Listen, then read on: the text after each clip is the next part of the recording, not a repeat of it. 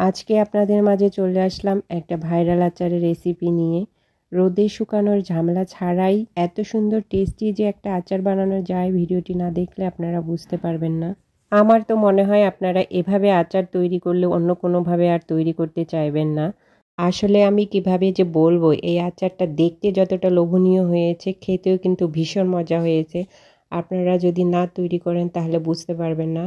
তো চলুন কথা না বাড়িয়ে রেসিপিটি দেখে আসি। প্রথমেই আমি বড় বড় সাইজের 1 কেজি জলপাই নিয়ে নিয়েছি। তারপরে বটি দিয়ে এগুলোকে কুচি কুচি করে কেচে নিয়েছি। আপনাদেরকে দেখানোর জন্য আমি ছুরি দিয়ে একটি দেখাচ্ছি। সবগুলো জলপাই কেটে নিয়ে আমি এগুলোকে পরিষ্কার পানি দিয়ে ধুয়ে নিয়েছি। এরপর আমি অ্যাড করে দিচ্ছি 1 কাপ চিনি। এরপর দিয়ে দিচ্ছি 1/3 কাপ হোয়াইট ভিনেগার। ভিনেগার দেওয়ায় এটি নর্মালভাবে রেখে 6 মাস খাওয়া যাবে। আমি এগুলোকে এখন ভালোভাবে মিশিয়ে নিচ্ছি। খুব ভালোভাবে মিশিয়ে নিতে হবে। মিশিয়ে নেওয়া হয়ে গেলে আমি এগুলোকে 1 ঘন্টার জন্য রেখে দিব। এই 1 ঘন্টার মধ্যে চিনিটা গলে যাবে এবং জলপাইটা একটু টাইট হয়ে যাবে। এগুলোকে সাইডে রেখে দিয়ে আমি এখন একটা মশলা তৈরি করব।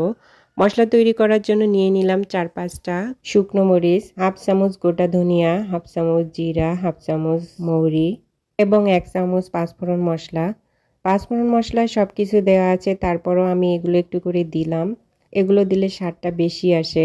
এভাবে একটু নেড়েচেড়ে ভালো করে ভেজে নিব। যখন মশলাগুলো থেকে সুন্দর একটা স্মেল আসবে, তখন বুঝতে হবে যে এটি হয়ে এসেছে। তখন এগুলোকে নামিয়ে একটা ব্লেন্ডারে ব্লেন্ড করে নিব।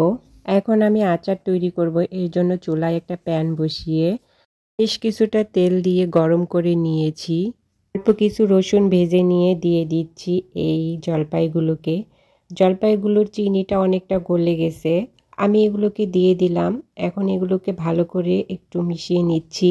খুব ভালোভাবে মিশিয়ে নিতে হবে এবং সাবধানতার সাথে এই কাজটি করতে হবে যেন জলপাইগুলো ভেঙে না যায়। এরপর আমি যে মশলাটা করে রেখেছিলাম সেখান থেকে অর্ধেকটা পরিমাণ দিয়ে দিচ্ছি এবং দিয়ে দিচ্ছি 1 চামচ শুকনো মরিচের গুঁড়া এবং 1 চামচ হলুদ গুঁড়া। এতে আচারের কালারটা সুন্দর আসবে। আমি জলপাই এবং মশলাগুলো ভালোভাবে মিশিয়ে নিচ্ছি। ভালোভাবে মিশিয়ে নেওয়া হয়ে গেলে আমি এখন এগুলোকে ঢাকনা দিয়ে 10 মিনিট রান্না করে নিব। এ সময় চুলার আঁচটা আমি মিডিয়ামের চেয়ে একটু কম রেখেছি, অর্থাৎ মিডিয়াম লো এর মাঝামাঝি রেখেছি। ফিরে আসলাম 10 মিনিট পর। আমার আচারটা প্রায় 50% হয়ে এসেছে।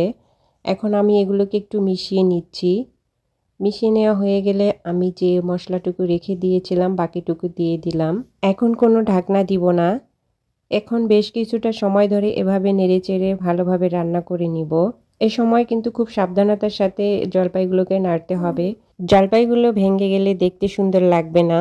আপনারা চাইলে এভাবে ছোট্ট একটা চামচ দিয়ে একটা একটা করে উল্টিয়ে নিতে পারেন। আমি কিন্তু খুব সাবধানতার সাথে এগুলোকে একটু নেড়েচেড়ে নিচ্ছি।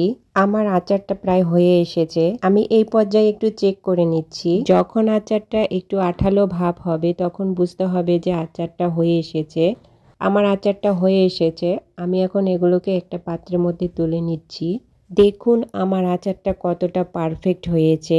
মাশাআল্লাহ, দেখতে যতটা লোভনীয় হয়েছে, খেতেও কিন্তু ভীষণ মজা। আমার এই রেসিপিটি ফলো করলে আপনারাও এরকম একটা সুন্দর মজাদার পারফেক্ট টক ঝাল মিষ্টি আচার তৈরি করতে পারবেন। আমার এই ভিডিওটি ভালো লাগলে লাইক কমেন্ট শেয়ার করবেন। ভালো থাকবেন, সুস্থ থাকবেন। আল্লাহ হাফেজ।